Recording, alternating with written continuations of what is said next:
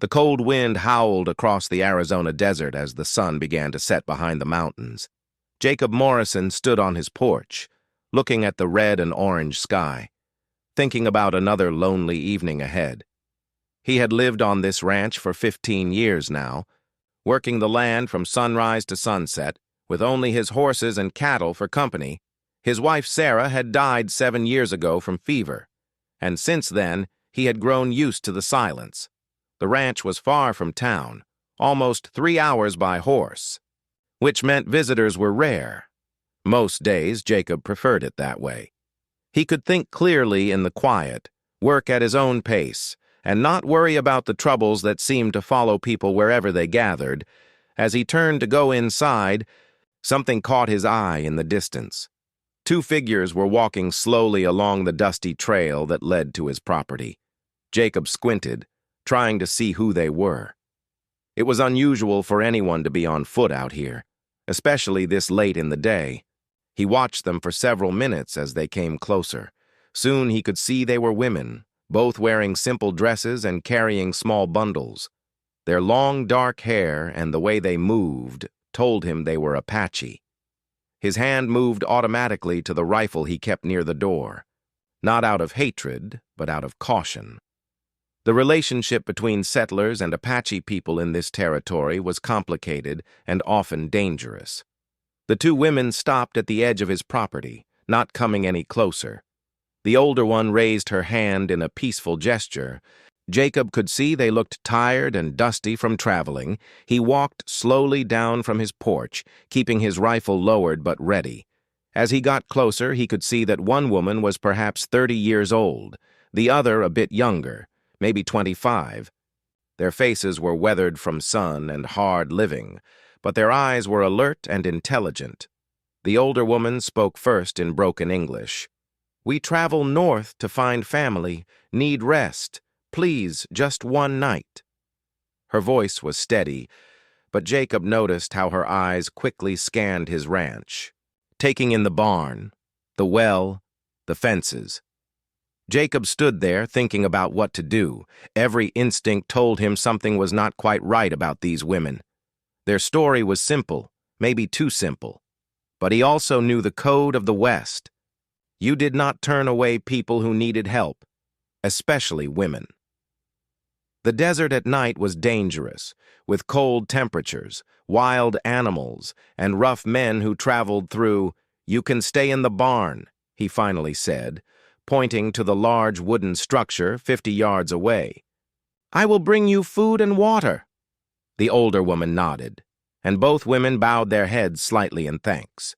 They called themselves Nala and Kaya, sisters traveling together. Jacob brought them beef stew, bread, and coffee, watching as they ate hungrily. They thanked him politely, but he noticed they spoke very little, mostly whispering to each other in Apache when they thought he was not listening.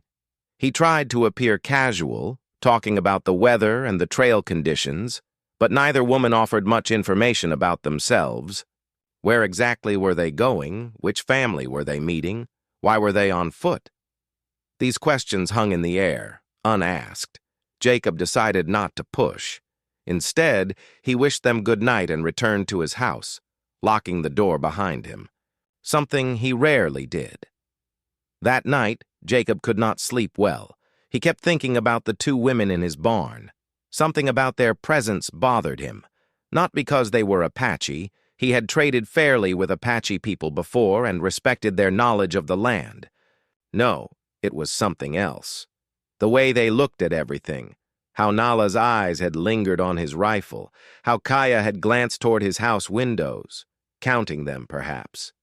He got up twice to look out his window toward the barn, but saw nothing unusual, just shadows and moonlight. The next morning, Jacob woke early as always and went to check on his animals.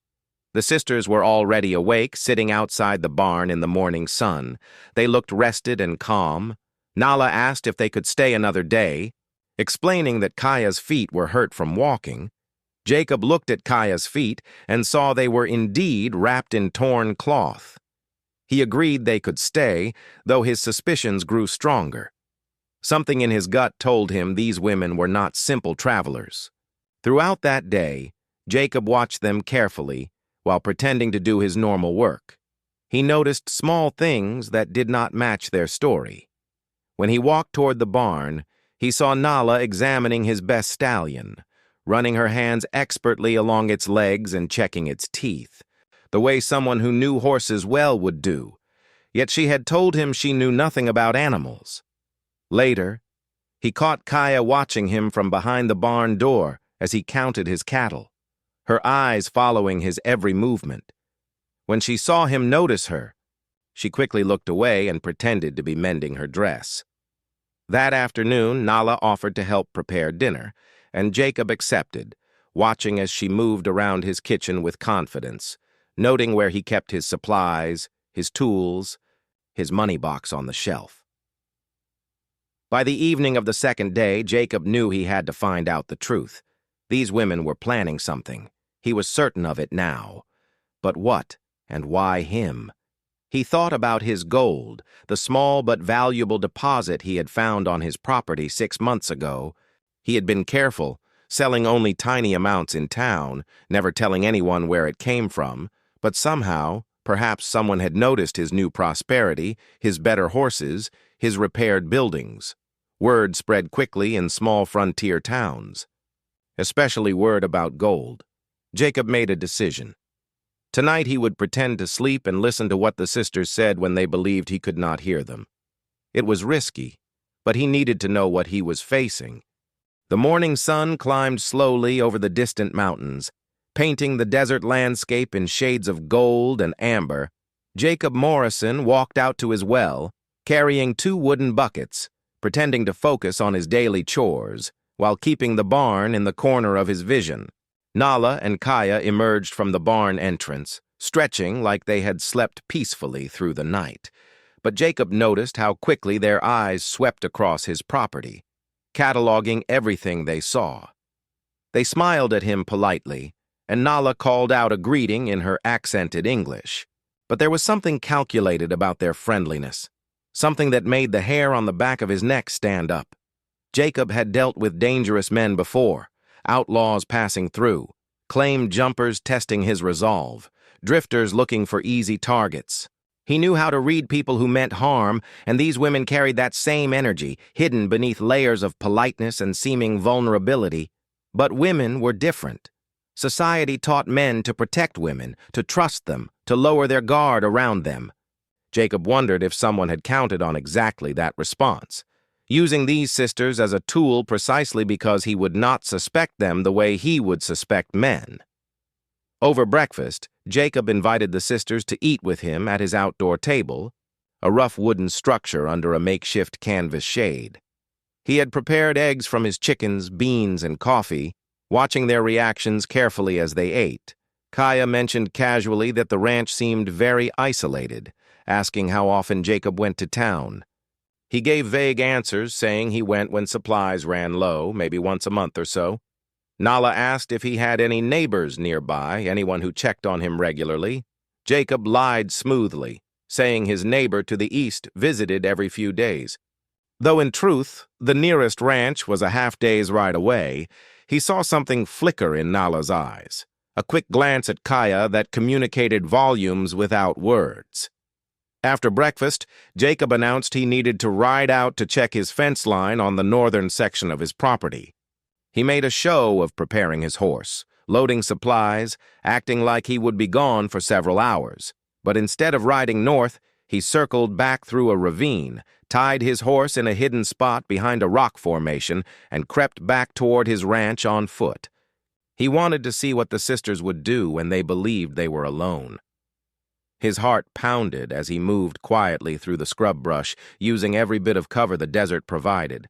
Years of hunting had taught him how to move silently, how to become part of the landscape. From his hiding spot behind a cluster of barrel cacti about 50 yards from his house, Jacob watched and waited. For a long time, nothing happened. The sisters sat in the shade, talking quietly, appearing to simply rest and recover from their journey. Jacob almost began to doubt his instincts, wondering if perhaps he was being paranoid, letting his isolation make him suspicious of innocent travelers. Then Kaya stood up and walked toward his house, looking around carefully before trying the door. Finding it locked, she moved to the window, cupping her hands around her eyes to peer inside. Nala joined her, and together they studied the interior of his home. Pointing at different things and discussing them in Apache, Jacob's jaw tightened as he watched them circle his entire house, checking every window, testing the back door, examining the lock on his tool shed. They were not casual about it. They moved with purpose, like scouts surveying a target, like soldiers planning an attack. When they finished with the house, they walked to the barn and did something that sent cold fear down Jacob's spine. Nala climbed up to the barn's loft window, the one that provided a clear view of the approach to the ranch. She stood there for several minutes, studying the landscape, clearly memorizing the sight lines and the surrounding terrain. This was not the behavior of tired travelers. This was reconnaissance. Jacob stayed hidden, barely breathing, as the sisters eventually returned to their spot in the shade. He watched them for another hour, seeing how they continued to observe everything, how Kaya practiced counting his cattle, how Nala sketched something in the dirt with a stick, then quickly erased it with her foot. Finally, Jacob decided he had seen enough. He crept back to where he had left his horse, mounted up and rode in from the northern direction as if he was genuinely returning from checking fences. As he approached, both sisters were sitting peacefully, looking as innocent as lambs. That afternoon, Jacob asked the sisters about their knowledge of horses. Nala insisted again that they knew very little, that their people had always traveled on foot through the mountains. Jacob nodded, pretending to accept this. Then he mentioned that one of his mares seemed to be limping, and he was worried about her. He asked if they would mind just watching her walk so he could get another opinion on which leg was hurt. Kaya started to say they would not be helpful, but Nala agreed readily. Perhaps too readily, Jacob led the horse out, and Nala's eyes immediately tracked the animal's movement with expert precision. Within seconds, she pointed to the left rear leg, describing the specific way the mare was favoring it, using terms that only someone with deep horse knowledge would know. Then she caught herself, seeing Jacob's knowing look. Her face flushed, and she quickly said she had remembered something her father taught her long ago. The lie hung between them, obvious and uncomfortable. Jacob said nothing, just nodded and led the horse back to the stable. But now both of them knew that he knew. The pretense was cracking. Nala and Kaya exchanged worried glances, having hushed conversations that stopped abruptly whenever Jacob came near. The atmosphere around the ranch changed, becoming tense and watchful. Everyone was performing a role now, but the performance was breaking down. Jacob could feel something approaching, some decision point that was rushing toward them all. That evening, as twilight painted the sky purple and the first stars appeared, Jacob made dinner for the three of them. He opened a bottle of whiskey, something he rarely did, and poured himself a generous glass. He offered some to the sisters, who declined. Watching him with cautious eyes, Jacob made conversation about the weather, about the difficulty of ranch life, about his loneliness since his wife died. He took another drink, then another, letting his words slur slightly at the edges. He complained about his aching back, his tired bones, how hard it was to sleep sometimes. The sisters listened, their faces unreadable in the firelight. Jacob could feel their attention sharpening, could sense them calculating something. Nala asked him questions about his evening routine, about whether he slept deeply, about whether he ever had nightmares that woke him up. He answered carefully, painting a picture of a man who drank himself to sleep most nights, who was lonely and careless, who would be easy to surprise in the darkness. He yawned dramatically, announced he was exhausted, and stumbled slightly as he stood. The sisters watched every movement, and Jacob could feel their plans shifting, crystallizing into something that would happen soon, perhaps tonight. He mumbled goodnight and headed to his bedroll, his heart racing, knowing that pretending to sleep might be the most dangerous thing he had ever done. Jacob lay on his bedroll in the corner of the main room. Every muscle in his body tensed despite his relaxed appearance. The fire crackled softly in the stone hearth, casting dancing shadows across the rough wooden walls of his home. He had positioned himself carefully, his body angled so that through barely opened eyelids he could see most of the room, including where Nala and Kaya sat near the fireplace. He kept his breathing slow and deep, adding an occasional snore that sounded convincing enough. His right hand rested near his belt, where he had hidden a small knife before lying down. If things went wrong tonight, he would need every advantage he could get. The sisters sat in silence for what felt like an eternity. Jacob could hear the quiet sounds of the night, the wind pushing against the shutters, a coyote howling somewhere far off in the desert, the settling creaks of the house itself. His back ached from holding his position so carefully, not allowing himself to shift or move naturally the way a truly sleeping person would. Sweat formed on his forehead despite the cool evening air. Every second that passed felt like an hour, and Jacob began to wonder if perhaps he had been wrong. If maybe these women really were just travelers and his suspicious mind had created a threat that did not exist. Then Nala stood up. Her movement was fluid and silent. Nothing like the tired traveler she had pretended to be. She walked softly to the door and opened it just a crack, looking out into the darkness for a long moment before closing it again and securing the latch. She returned to Kaya and leaned close, whispering something Jacob could not hear. Kaya shook her head firmly, her face troubled in the firelight. Nala spoke again, more insistently this time, and Jacob caught a few words in English mixed with their native Apache. "Tomorrow," Nala whispered. "No more time, and he knows something." Jacob's heart hammered against his ribs so hard he feared they might hear it. He focused on keeping his breathing steady, on not tensing his muscles, on appearing completely unconscious. Kaya stood up and walked closer to where he lay, stopping just a few feet away. Jacob could feel her eyes on him, studying his face. Watching for any sign that he was awake, he let his mouth fall open slightly, added a soft whistling sound to his breathing, and remained perfectly still. After a moment that stretched endlessly, Kaya returned to her sister. Apparently satisfied that Jacob was genuinely asleep, the sisters began talking more freely now, still keeping their voices low but no longer whispering quite as carefully. They mixed Apache and English in a way that made it difficult for Jacob to follow everything, but certain words came through clearly: horses, gold, Wednesday, and most chillingly, "How many men?" Nala seemed to be answering questions. Describing the ranch layout, talking about Jacob's routine, his weapons, his habits. Kaya listened intently, occasionally interrupting with questions. It became clear to Jacob that Kaya had not been here before, that Nala was briefing her, preparing her for something that was planned to happen soon, Wednesday. Jacob's mind raced as he processed this information. Today was Sunday evening, which meant whatever was planned would happen in 3 days. He thought about the questions Nala was asking, about how many men, which meant she was expecting others. This was not just about two sisters robbing a lone rancher. This was something bigger, more organized. Jacob felt a cold dread settle in his stomach as he realized he might be facing a gang. And these women were advanced scouts, gathering intelligence to make the robbery easy and efficient. Nala walked over to Jacob's rifle, which hung on wooden pegs above the fireplace. She lifted it down carefully, checking to see if it was loaded. Jacob had deliberately left it unloaded, keeping his ammunition in a separate box. Nala examined the rifle with practiced hands. Someone who clearly knew firearms well.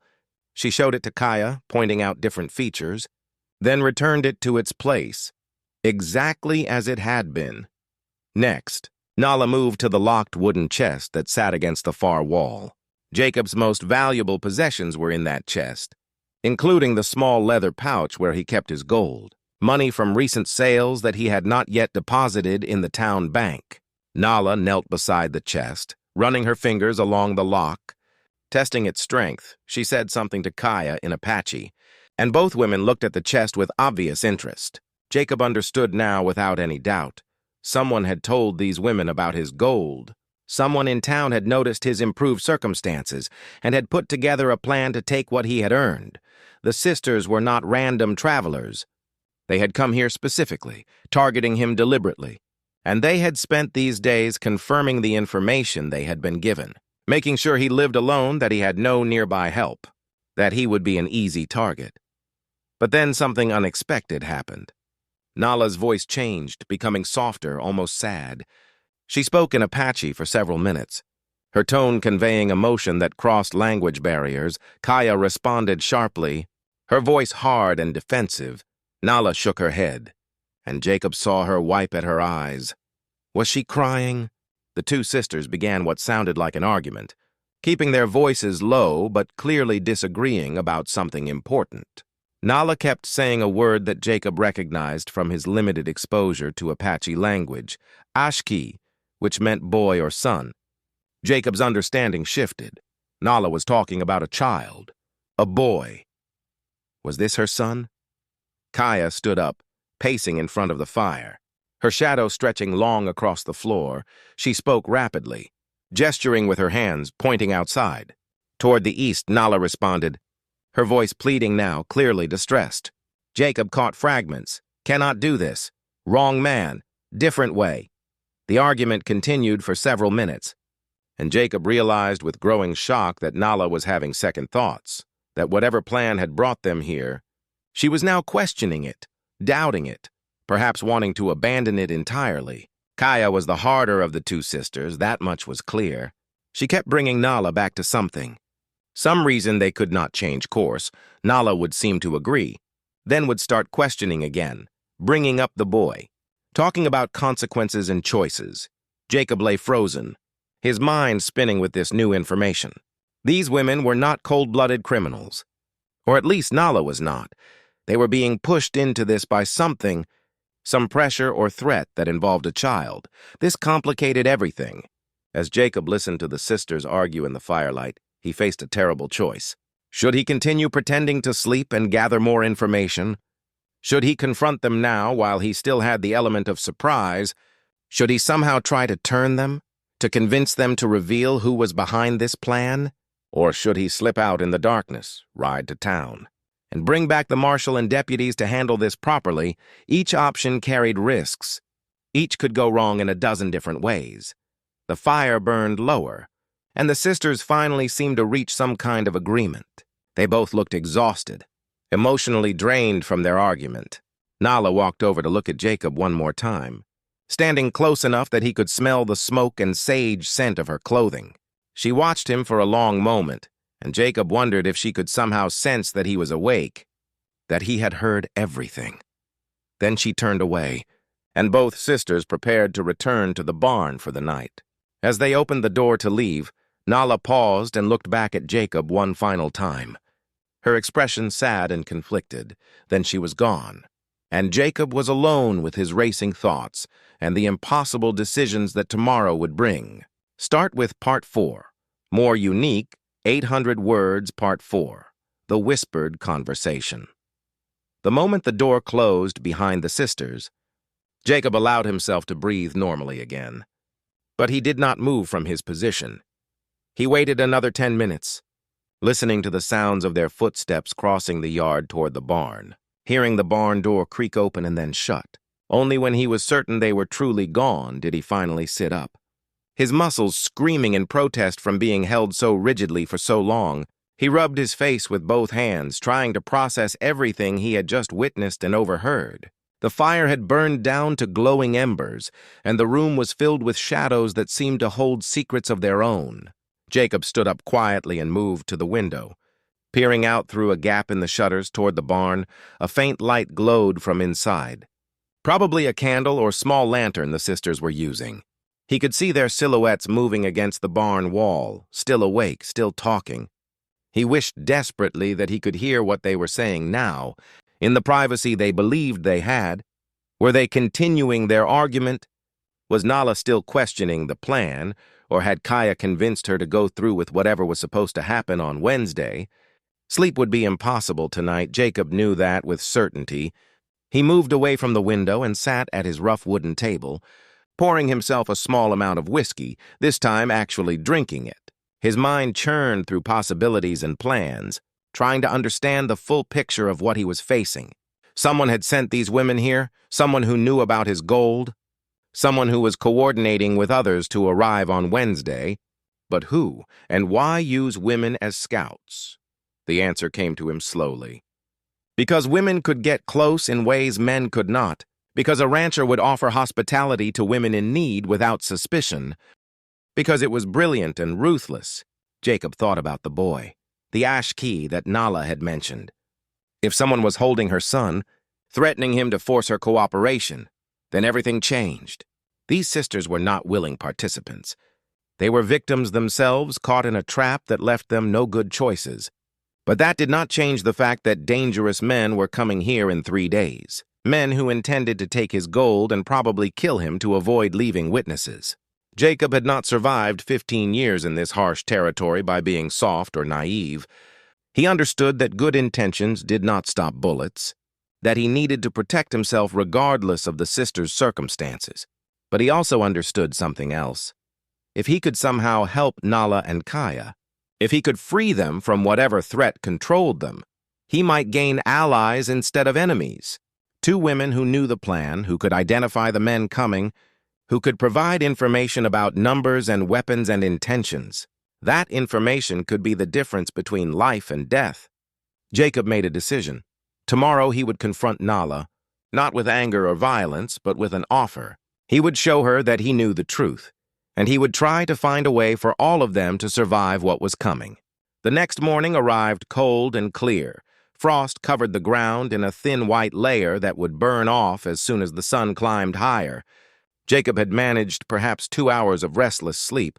Filled with dreams of shadows and danger, he built up the fire and made coffee.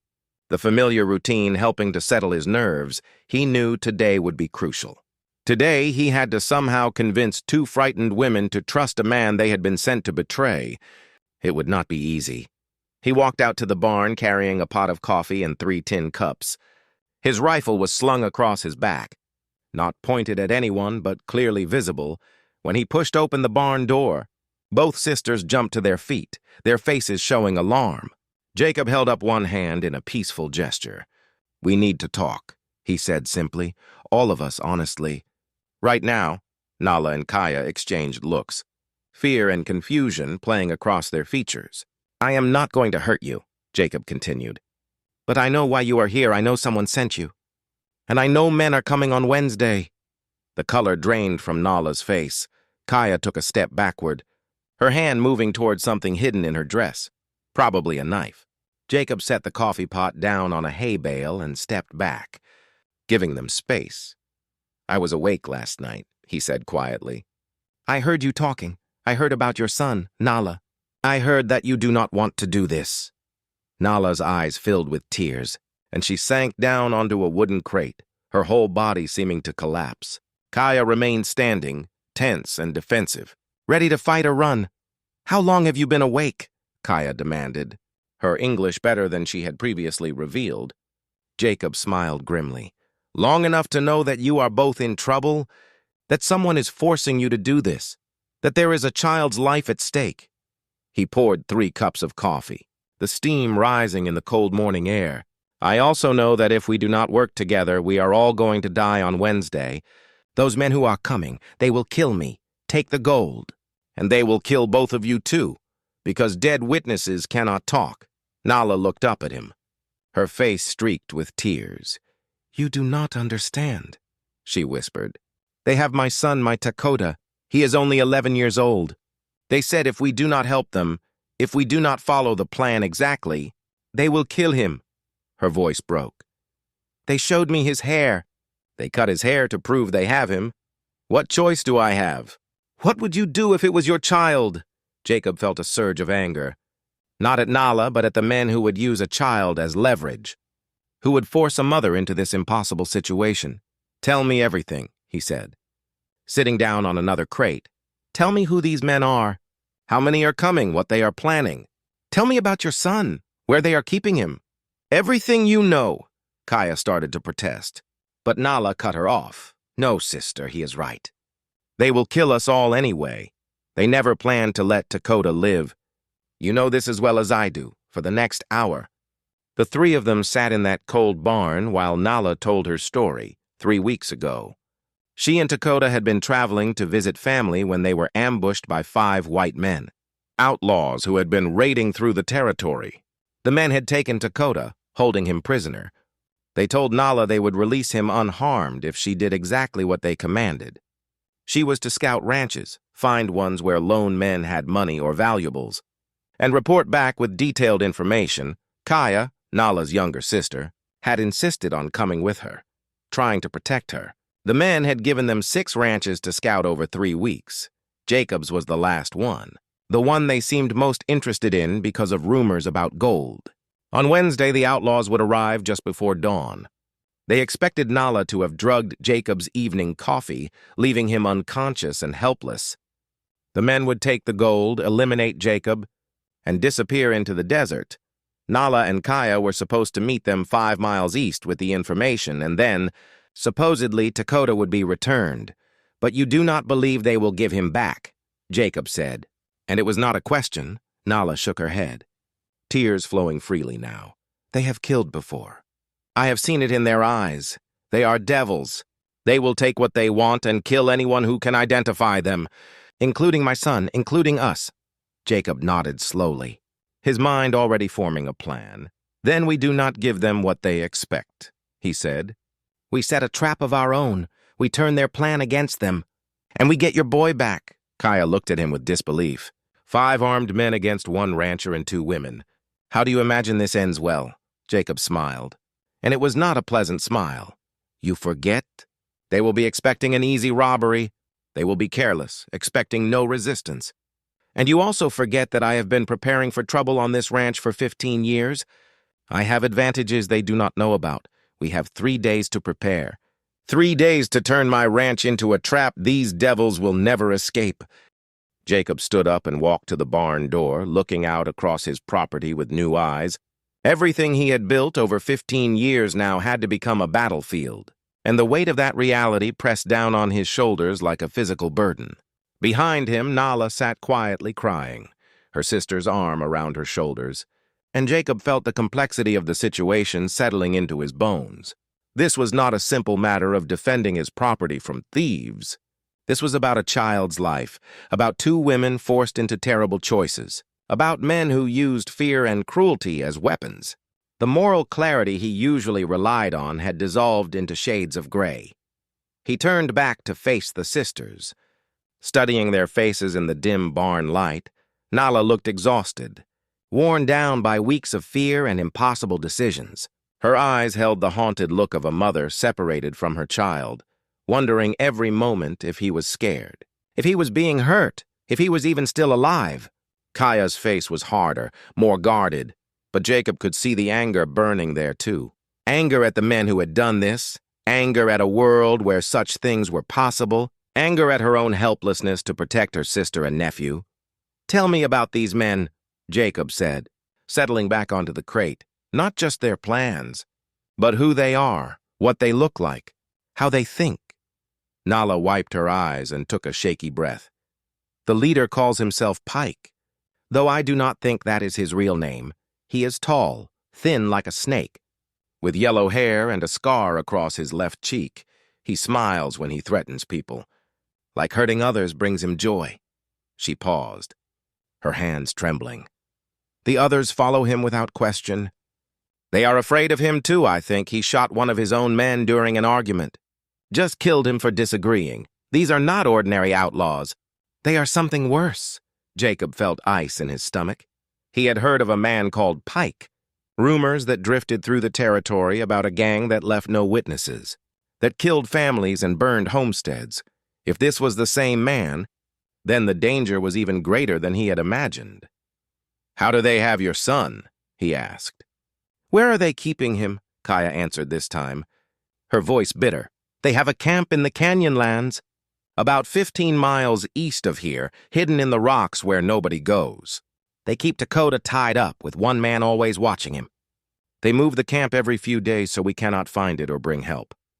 Jacob processed this information. forming and discarding plans in his mind. If we fight them here, if we somehow manage to defeat them or drive them off, what happens to Dakota? The question hung in the air. Heavy and terrible, Nala closed her eyes. The man watching him has orders. If Pike does not return by Thursday noon, he kills Dakota and disappears. Pike told me this to make sure I would not try anything foolish. Her voice dropped to barely a whisper. He made me understand that my son's only chance of survival is if I help them kill you. The moral weight of this crashed over Jacob like a wave. Nala had been forced to choose between her son's life and Jacob's life. Between being a murderer and being a mother, no person should ever face such a choice, yet here she was, trapped in a nightmare with no good options. Jacob understood now why she had been crying last night, why she had argued with her sister. She was being torn apart by impossible decisions, trying to find a path that led to her son's survival without becoming a monster herself. You could not do it, Jacob said gently. Last night you were supposed to drug my coffee, but you did not. Nala nodded, fresh tears streaming down her face. I kept telling myself I would, that I had to, that Dakota's life was worth more than yours, no offense meant. But he is my child. She looked up at Jacob with anguished eyes. But when the moment came, when I held the powder they gave me, I could not make my hand move. I could not murder a man who had shown us kindness, even to save my son. What kind of mother does that make me? The kind who is still human, Jacob said quietly. The kind who refuses to let evil men turn her into something she is not. He stood up and paced the barn, thinking hard, but now we have a bigger problem. If you do not follow the plan, if I am not drugged and helpless when Pike arrives, what then? Will he know immediately that something is wrong? Kaya nodded.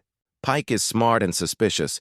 He will expect Nayla to meet him a mile out, just before dawn, to confirm everything is ready. If she does not come, or if she comes but acts strange, he will know something is wrong.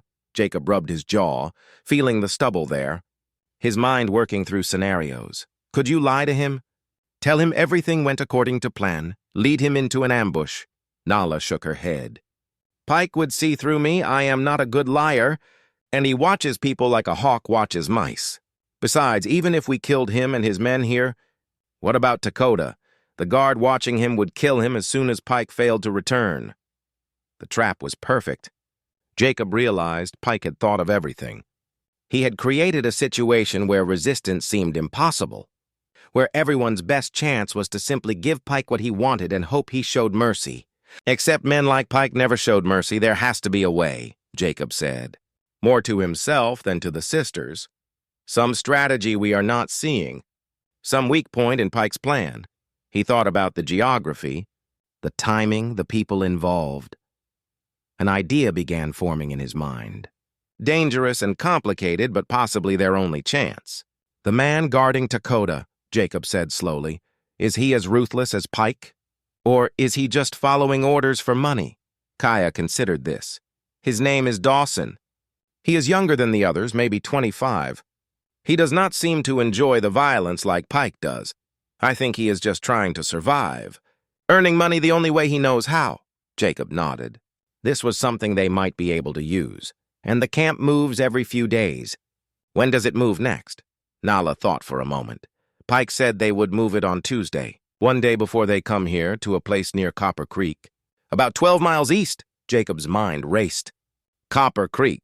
He knew that area. There were caves there, places to hide, but also places where a small group could be trapped if they knew the terrain. Tuesday gives us time, he said. Time to do something Pike will not expect. What if we do not wait for them to come to us? What if we go to them first? Both sisters looked at him like he had lost his mind. Kaya spoke first. Go to their camp. 5 armed men. You would be killed before you got within 100 yards. Not if I had help, Jacob said. Not if I went to town first. Brought back the marshal and some deputies. We could surround the camp, rescue Dakota before Pike and his men ever reach my ranch. But even as he said it, he saw the problems. Nala voiced them immediately. The town is 3 hours away. By the time you rode there, convinced the marshal to believe you, gathered men and rode back. It would be Tuesday at the earliest. Pike would have already moved the camp. And we do not know exactly where near Copper Creek. The territory is too big. They could be anywhere in a dozen square miles. Jacob slumped slightly. She was right. The timing did not work. By the time he brought help, the situation would have changed too much. Pike would become suspicious if Nala did not report to him as scheduled, and Dakota would be moved somewhere they could not find. They needed a different approach, something faster, something Pike would not anticipate. "What if," Jacob said slowly, testing the idea as he spoke, "what if we make Pike think his plan is working perfectly? Right up until the moment it is not." He looked at both sisters. Seeing their confusion, "You meet Pike as scheduled? Tell him I am drugged and helpless. Lead him and his men here just as planned." But instead of finding an unconscious rancher, he finds a trap. Meanwhile, someone else, someone he does not know about, goes to the camp and rescues Dakota before the guard knows anything is wrong. Kaya stared at him. "Who is this someone else? You cannot be in two places at once." Jacob smiled grimly. "No, but I have friends, people who owe me favors, people who might be willing to help if I ask them." The barn fell silent as Jacob's words hung in the air between them. Outside, a mourning dove called across the desert, its lonely sound somehow fitting the desperate situation they found themselves in. Nala looked at Jacob with something like hope flickering in her exhausted eyes. But Kaya remained skeptical, her arms crossed over her chest in a defensive posture. "What friends?" Kaya demanded. "What people could you possibly trust with something this dangerous? This complicated?" Jacob walked to the barn wall where old tools hung on rusted nails, running his fingers along a worn saddle that had belonged to his father. "There is a man named Samuel Gray Bear. He lives about 8 miles south of here in the foothills. He is Apache, older now, maybe 60 years, but he was a warrior in his younger days, and he still knows the land better than any white man ever will." Jacob turned to face the sisters. "Sam and I have an agreement. I let his people water their horses at my creek when they pass through. I trade fairly with them, and they help me when wild horses break my fences or when winter comes hard. We trust each other." Nala sat up straighter, new interest showing in her face. "Gray Bear, I know this name.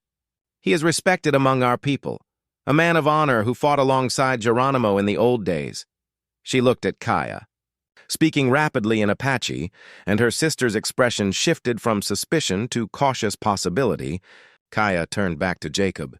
Even if this Gray Bear would help, even if he could somehow reach the camp and free Dakota without being caught, how does he know where to find the camp near Copper Creek?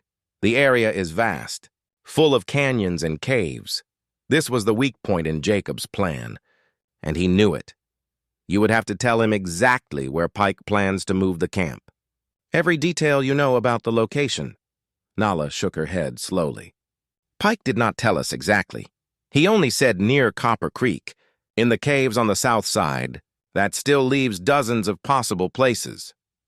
Jacob thought hard, pacing the barn floor. His boots kicked up small clouds of dust that hung in the shafts of sunlight coming through gaps in the walls. "Then we need to find out exactly where, which means one of you needs to go back to Pike before Tuesday and get that information." Both sisters reacted instantly, Nala with fear and Kaya with anger. "Go back to Pike!" Kaya nearly shouted. "Are you insane?" He would know immediately that something was wrong. Nala is supposed to be here, watching you, scouting your routine. If she suddenly appears at his camp asking questions, he will suspect a trap. Jacob held up his hands. "Not Nala, you, Kaya. You could say that Nala sent you, that she is worried about Dakota, that she wants to know he is safe before she goes through with drugging me." Pike might believe that a mother would want reassurance about her son. Kaya stared at him, processing this. It is risky. Pike is suspicious of everything, but maybe if I approach it correctly, if I act frightened and desperate instead of curious, he might tell me. Nala grabbed her sister's arm. "It is too dangerous if Pike thinks you are lying or planning something. He will kill you immediately. I cannot lose both you and Dakota." The two sisters looked at each other, a lifetime of shared history passing between them in a single glance.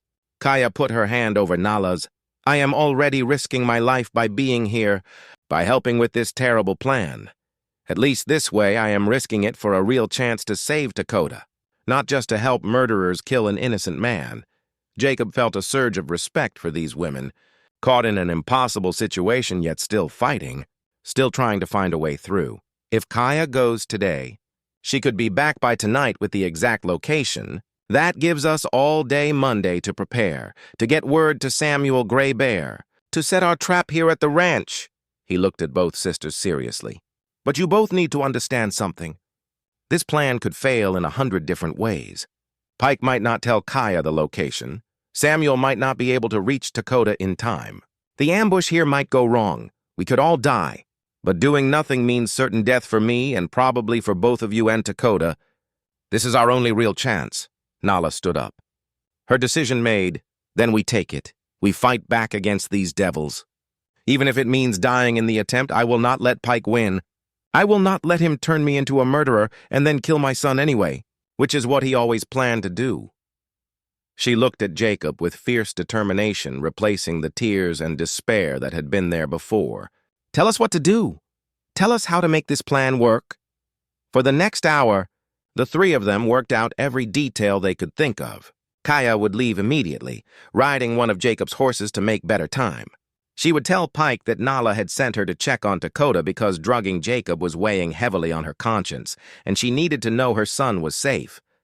She would act emotional and frightened, which would not be difficult given the circumstances. She would ask where the new camp would be so that after everything was done, Nala could come directly to get Dakota instead of meeting Pike on the trail. Meanwhile, Jacob would ride south to find Samuel Gray Bear and explain the situation. He would ask Samuel to gather 2 or 3 trusted men who could move silently through the desert and who could fight if necessary. They would need to reach the camp near Copper Creek on Wednesday morning, just after Pike and his men left to attack Jacob's ranch. That would give them a window of opportunity when only one guard remained with Dakota. Samuel and his men could neutralize the guard, free the boy, and disappear before Pike realized anything was wrong. At the ranch, Jacob and Nala would prepare defenses. He would show her the hidden positions he had created over the years, the places where a defender could shoot from cover while attackers were exposed. He had dug a small root cellar under the floor of his barn with an escape tunnel that emerged 50 yards away in a dry creek bed. He had supplies hidden in various locations, extra ammunition, food, water. He had never expected to need these preparations for something like this. But frontier life had taught him to always plan for the worst. What about after? Nala asked quietly. What happens after we defeat Pike? After Dakota is safe? The law will still want to know what happened. There will be questions, investigations, Jacob nodded. We tell the truth, mostly. We say that Pike's gang targeted my ranch. That you and Kaya tried to warn me because you knew about it. That we fought together to defend ourselves. We do not mention that you were originally sent here to help them. That part stays between us. He looked at both sisters. You saved my life by not drugging me. By telling me the truth, that makes you heroes in this story. Not villains. Kaya stood up, brushing dust from her dress. I should leave now. The sooner I reach Pike, the sooner we can move forward with this plan. Nala embraced her sister tightly, whispering words in Apache that Jacob did not understand but recognized as prayers or blessings. When they separated, both women had tears on their faces. Jacob saddled his fastest horse for Kaya, a strong mare with good endurance.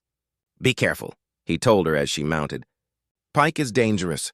Do not take any unnecessary risks. If you think he suspects anything, just leave, ride away, and do not come back. Your life is worth more than this plan. Kaya looked down at him from the saddle, her face set with determination. My nephew's life is worth any risk, she said simply, then turned the horse and rode east, disappearing quickly into the morning sun. Jacob and Nala watched until she was completely out of sight. Jacob turned to Nala, seeing the worry etched deep in her face. She will be all right, he said, trying to sound confident. She is smart and strong. She can do this, Nala nodded, but her eyes remained fixed on the eastern horizon where her sister had vanished. Now we pray, she said softly, and we prepare for war. Wednesday morning arrived with an eerie stillness that seemed to press down on the ranch like a physical weight. The sky was still dark, that deep purple-black color that comes just before dawn. When the world holds its breath between night and day, Jacob stood at his window, fully dressed and armed, watching the eastern horizon for any sign of movement. Beside him, Nala checked her rifle for the third time, her hands steady now despite the fear that Jacob could see in her eyes. Everything was ready, every trap was set, every weapon was loaded and positioned exactly where they needed it. The plan had come together better than Jacob had dared to hope. Kaya had returned Sunday evening with the exact location of Pike's new camp, a cluster of caves on the south face of Red Rock Canyon near Copper Creek. Pike had believed her story, even seeming pleased that Nala was worried enough about her son to send her sister for confirmation. He had told Kaya that Wednesday's raid would happen exactly 1 hour before sunrise, when men sleep deepest and resistance would be minimal. Samuel Graybear had agreed to help immediately when Jacob explained the situation, bringing his 2 sons, both experienced hunters and fighters who knew how to move like shadows through the desert. Now everything depended on timing and luck. Samuel and his sons should be approaching Pike's camp right now, waiting for Pike and his 3 men to leave for the ranch, leaving only young Dawson guarding Dakota. Once Pike left, Samuel would move in, using stealth and surprise. They would overwhelm Dawson, free the boy, and ride hard for the safety of Samuel's village in the foothills. Meanwhile, at the ranch, Jacob and Nala would face Pike and his men 4 against 2, but with the advantage of prepared defenses and the element of surprise. "Do you think they reached Dakota yet?" Nala whispered, her voice tight with anxiety. Jacob glanced at her, seeing a mother's desperate hope warring with a warrior's focus. "Samuel is the best tracker in the territory," Jacob replied quietly. "If anyone can do this, he can. Trust him." Nala nodded but said nothing, her eyes returning to the window, scanning the darkness for threats. The waiting was the hardest part, harder than the fighting would be. Each minute stretched endlessly, filled with doubt and fear and second-guessing. Then Jacob saw them. 4 riders coming slowly from the east, moving in a loose line across the desert floor. They were still perhaps half a mile away, just dark shapes against the slightly lighter sky. But Jacob knew it was Pike and his men, right on schedule. He touched Nala's shoulder and pointed. She saw them too and took a deep breath, steadying herself. "Remember the plan," Jacob said softly. "You stay in the barn loft, shooting from the high window. I will be in the house. We create crossfire. Trap them in the open yard between us. Do not try to be a hero. Just stay alive and keep shooting." Nala moved quickly toward the barn, her footsteps silent on the hard-packed earth. Jacob watched her disappear into the darkness, then turned back to his preparations. He had positioned extra rifles at different windows. Loaded and ready, his pistol was on his belt, his knife in his boot. He had water and ammunition within easy reach. The locked chest with his gold sat in plain view in the center of the room, bait to draw the raiders inside where the confined space would work against them. He blew out the lantern and settled into position beside the window, his rifle resting on the sill. The riders came closer, their shapes becoming more distinct in the growing pre-dawn light. Jacob could see Pike now, tall and lean on a gray horse. Exactly as Nala had described him, the other 3 men spread out slightly as they approached, cautious even though they expected no resistance. They stopped about 100 yards from the house, and Pike called out, "Nala, you there?" "Everything ready like we planned." Jacob's heart pounded. This was the moment of truth. Would Pike sense the trap? Would he suspect something was wrong and retreat before they could spring it? For a long moment, nothing happened. Then Nala's voice called out from the barn, shaky and uncertain exactly as they had planned. "Yes, I am here. He is drugged, sleeping heavy. Everything is ready." Her accent was thicker than usual, her words hesitant. Playing the part of a frightened woman forced into terrible actions, Pike seemed to consider this, his head turning as he surveyed the ranch in the growing light. Jacob held his breath, his finger resting lightly on the trigger, waiting. If Pike decided to investigate more carefully, if he sent one man forward to check while the others stayed back, the whole plan could fall apart. But Pike's greed won out over his caution. He gestured to his men, and all 4 of them rode forward together, probably eager to get the gold and get out before full daylight exposed them. They dismounted in the yard between the house and barn, exactly where Jacob and Nala wanted them. Pike started toward the house while two of his men headed for the barn, presumably to collect Nala and make sure she had not tried anything foolish. The fourth man stayed with the horses, holding the reins, looking nervous and scanning the surrounding desert. Pike reached the door and tried the handle. Finding it unlocked, just as Nala had promised it would be, he pushed it open slowly, his gun drawn, peering into the dim interior.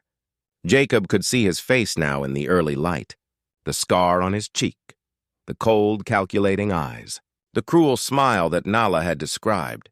This was a man who enjoyed hurting people, who killed without remorse, who had terrorized these sisters and kidnapped a child. Jacob felt his anger rise. Hot and righteous, burning away his fear, Pike stepped into the house, his eyes going immediately to the chest in the center of the room. He moved toward it quickly, too quickly, not checking the corners or the shadows the way a careful man would. He holstered his gun and knelt beside the chest, his back to Jacob's position beside the window. It would be so easy, Jacob thought, to shoot him right now, to end this before it began, but they needed Pike alive if possible. Needed him to call off the guard watching Dakota in case Samuel's rescue had somehow failed. Jacob watched Pike work at the lock, picking it with practiced skill, then everything went wrong at once. One of the men approaching the barn must have seen something that alerted him, because he suddenly shouted, "Pike, it is a trap!" and opened fire on the barn loft where Nala was hidden. The peaceful morning exploded into chaos. Bullets smashed into the barn wall. Wood splinters flying, Nala returned fire immediately, her rifle cracking twice in quick succession. One of Pike's men went down, clutching his leg and screaming. The man holding the horses dove for cover behind a water trough. Shooting wildly toward the house, Pike spun around, his gun appearing in his hand with shocking speed. He saw Jacob immediately and fired, the bullet passing so close to Jacob's head that he felt the wind of its passage. Jacob fired back, his shot catching Pike in the shoulder and spinning him halfway around, but not putting him down. Pike scrambled behind the chest, using it for cover, shooting back at Jacob through the window, the air filled with gun smoke and the deafening noise of multiple weapons firing. The fourth man, the one who had shouted the warning, was running toward the barn entrance, trying to get an angle on Nala from inside. Jacob made a split-second decision and rolled away from the window. Grabbing the second rifle he had positioned there, he fired through the thin wall of his house, aiming at where he thought the man running toward the barn would be. He heard a cry of pain and saw through the window that the man had fallen, clutching his side but was still moving, still dangerous. Pike used this moment to make a run for the door, firing behind him as he went, trying to reach his horse and escape. Jacob shot at him but missed, the bullet kicking up dust at Pike's feet. Then Nala's rifle spoke again from the barn loft, and Pike stumbled, hit somewhere in his lower back. He fell hard, his gun flying from his hand, but he was not dead. He crawled desperately toward his horse, leaving a trail of blood in the dust. The man behind the water trough stood up, trying to provide covering fire for his leader, and Jacob shot him cleanly through the chest. He dropped without a sound. The wounded man near the barn tried to raise his rifle, and Nala shot him again, this time finishing what she had started. Suddenly it was quiet. The gun smoke drifted across the yard in the morning breeze. 4 men lay in the dust, 3 dead or dying, 1 wounded and crawling. Jacob emerged from the house carefully. His rifle trained on Pike, Nala climbed down from the barn loft, her face pale but determined. Together they approached Pike, who had stopped crawling and lay on his side, breathing hard, blood soaking his shirt. His eyes held hate and disbelief, clearly shocked that his perfect plan had fallen apart so completely. "Where is my son?" Nala demanded, standing over him. "Tell me he is alive!" Pike lay in the dust, his breathing shallow and ragged, blood pooling beneath him in the pale morning light. He looked up at Nala with eyes that held no remorse, no humanity, only a bitter anger at being beaten by those he had considered weak. "Your son," he gasped, a cruel smile twisting his scarred face. "Is probably dead by now? Dawson had his orders. If I did not return by noon, the boy dies," he coughed, blood flecking his lips. "You won nothing here, woman, nothing at all." Nala's rifle came up. her finger tightening on the trigger. And for a moment Jacob thought she would shoot Pike where he lay. He could not have blamed her if she did, but she lowered the weapon slowly, her hands shaking. "No," she said quietly. "I will not become like you. I will not kill a helpless man, no matter what he has done." She turned away from Pike, her face streaked with tears and dust and gunpowder residue. "Besides," she added, "I do not believe you. I have faith that Samuel reached my son in time." Jacob knelt beside Pike, checking the wound. The outlaw was badly hurt but might survive if they got him to a doctor quickly. "The territorial marshal will want to talk to you," Jacob said, "about all the people you have killed, all the crimes you have committed. You will hang, Pike, but it will be legal and proper." "Not revenge," Pike laughed, a wet rattling sound. "Marshal already knows about me. Half the territory knows. Nobody has caught me yet. Nobody will." His eyes closed and his breathing became more labored. The sound of approaching horses made both Jacob and Nala spin around, rifles raised, ready for more trouble. But what appeared from the eastern trail made Nala drop her weapon and run forward with a cry of joy that seemed to split the morning air.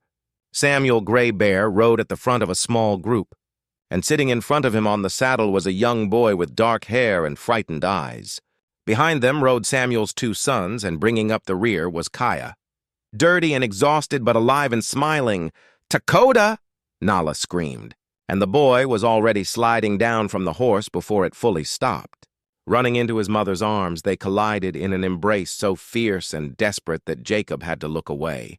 Feeling like an intruder on a private moment of overwhelming relief and love, mother and son held each other, both crying, both speaking rapidly in Apache, both touching each other's faces as if to confirm the other was real and not a dream. Samuel dismounted slowly, his weathered face showing satisfaction. "We reached the camp just as Pike and his men left," he explained to Jacob. Dawson was young and careless. He did not expect anyone to find them in those caves. "We took him without firing a shot, tied him up and left him there. The boy was frightened but unharmed. He looked over at the bodies in the yard, at Pike lying wounded in the dust. I see your battle went well also. The odds were against you. But you prepared wisely." Jacob shook Samuel's hand firmly. "I could not have done this without you, my friend. You saved that boy's life. You have my gratitude and my debt." Samuel smiled slightly. "We are even now, Jacob Morrison. You have shown respect to my people when others did not. You have shared water and traded fairly. Today we simply returned that respect. No debt exists between friends." His sons nodded in agreement, and Jacob felt a warmth in his chest, a sense of connection and community that he had not felt since his wife died. Kaya had dismounted and joined her sister and nephew, the three of them forming a tight circle of relief and joy. Jacob watched them for a moment, then turned his attention to practical matters. Pike needed medical attention if he was going to survive to stand trial. The dead men needed to be dealt with properly. The territorial marshal needed to be informed. There would be questions, investigations, paperwork, all the machinery of law and civilization grinding slowly forward. Over the next few weeks, everything unfolded as Jacob had hoped. The marshal came, interviewed everyone, examined the evidence. Pike survived his wounds and was transported to the territorial prison to await trial for murder, kidnapping, and robbery. His testimony, given in exchange for a slightly lighter sentence, led to the arrest of 3 other gang members who had been hiding in various towns. Dawson, the young guard, cooperated fully with authorities and received a reduced charge in exchange for his testimony. The story of how a rancher and 2 Apache sisters fought off Pike's gang spread through the territory, becoming the kind of tale that people told in saloons and around campfires. But Jacob did not care about fame or recognition. What mattered to him was what happened after the excitement died down. Nala, Kaya, and Dakota had nowhere safe to go. Their family had moved on to a reservation far to the north, and the journey would be dangerous for women and a child traveling alone. Jacob made them an offer: stay at the ranch, help him work the land, share in the profits from the gold claim. Nala was hesitant at first, worried about what people would say, about whether such an arrangement could work, but Jacob was insistent. "This ranch is too big for one man," he said. "And too lonely. I need help, real help, people I can trust." You proved yourselves when it mattered most. That makes you family as far as I am concerned. So they stayed. And slowly the ranch transformed from a lonely outpost into a home filled with life and purpose. Dakota proved to have a natural gift with horses, spending hours each day training and caring for them. Kaya took over managing the garden and the chickens, expanding both until they were producing more food than they could use. Selling the surplus in town, Nala became Jacob's partner in the truest sense, helping with the cattle, the repairs, the decisions about where to invest and what to build. People in town talked, of course. Tongues wagged about the white rancher living with Apache women, about whether it was proper or moral or decent. But Jacob had learned something important through all of this. That courage and honor and loyalty mattered more than skin color or cultural background. That family was defined by choice and commitment rather than blood. That sometimes the greatest treasures came from the most unexpected places. One evening in early autumn, almost 6 months after the battle with Pike's gang, Jacob sat on his porch watching the sunset. Nala sat beside him, mending a shirt while Dakota and Kaya tended the horses in the corral. The sky was painted in brilliant oranges and purples, and the desert air was finally cooling after another scorching day. "Do you ever regret it?" Nala asked quietly, taking us in. "Changing your whole life like this?" Jacob thought about the question seriously. Considering the past 6 months, the challenges and adjustments, the moments of difficulty and cultural misunderstanding. But he also thought about the laughter that now filled his home, the sense of purpose that came from protecting and providing for people he cared about, the knowledge that he was not alone anymore. "Not for a single moment," he answered honestly. "You and your family saved me as much as I saved you. Maybe more. This ranch was just a place before. Now it is a home." Nala smiled, her weathered face softening in the golden light. "Dakota asked me yesterday if he could call you uncle," she said. "I told him he should ask you himself, but I wanted to prepare you first." Jacob felt emotion rise in his throat, unexpected and powerful. He had never had children of his own, never expected to have family again after Sarah died. "I would be honored," he managed to say, his voice rough. As darkness fell and the stars began to emerge in the vast desert sky, the four of them gathered for dinner, sharing food and stories, planning tomorrow's work, living the simple, ordinary life that had once seemed impossible. They had faced evil together and won, not through violence alone, but through trust, sacrifice, and the courage to see each other as human beings worthy of respect and protection. And in doing so, they had built something that would last far longer than any amount of gold. A family forged in fire, bound by loyalty, and strengthened by the knowledge that they had chosen each other when the world gave them every reason not to.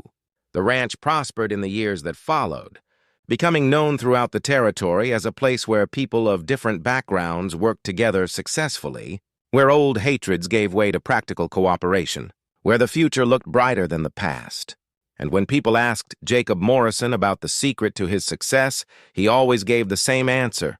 "I learned that the best alliances are the ones you never expected, and that sometimes pretending to sleep helps you wake up to what really matters."